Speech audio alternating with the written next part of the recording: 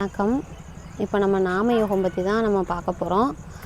சனி பகவானுடைய நாமயோகமான விஸ்கம்பம், கண்டம், பரிகம், இந்த நாமயோகத்துக்கு யோகி சனி பகவானாக தான் வருவார்.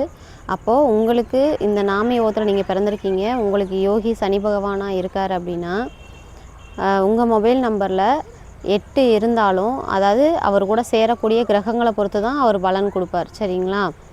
இப்போது சனி பகவான் தான் உங்களுக்கு யோகி, ஆனால் அவர் கூட சேர்கிற கிரகத்தை பொறுத்து தான் நம்மளுக்கு பலன் அப்படின்றது நம்ம சொல்லிகிட்ருக்கோம். தொடர்ந்து அதான் சொல்லிட்டு வந்துட்ருக்கோம்.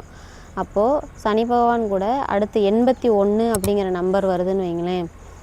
81 81 உங்கள் மொபைல் நம்பர்லேயோ வாகன எண்களையோ இருக்குது அப்படின்னா கண்டிப்பாக அது நல்ல பலனை கொடுக்காது. சனி ப்ளஸ் சூரியன் இது ரெண்டும் சேரும்போது கண்டிப்பாக எல்லா வகையிலுமே அவங்களுக்கு பிரச்சனைகள் தான். அதாவது பணப்பிரச்சனைகள், குடும்ப பிரச்சனைகள், இருக்கிறது எல்லாத்தையுமே இழக்கிறது, அதாவது ஒரு ஏற்றத்தை கொடுத்து திரும்பி டவுனை கொண்டு வர்றது அப்படின்னா கண்டிப்பாக அந்த 81 பண்ணும்.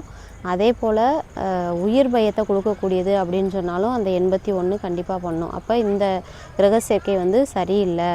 அப்போ யோகி சனி பகவானாகவே இருந்தாலும் அவர் கூட சேர்கிற கிரகத்தை பொறுத்து தான் நம்மளுக்கு பலன் கிடைக்கிது அப்படின்றத நம்ம இதில் தெரிஞ்சுக்கணும். அடுத்து 82.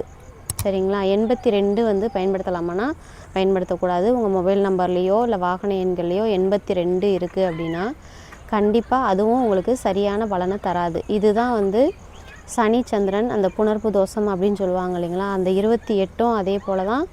82 அதை விட பிரச்சனையான நம்பர் தான்.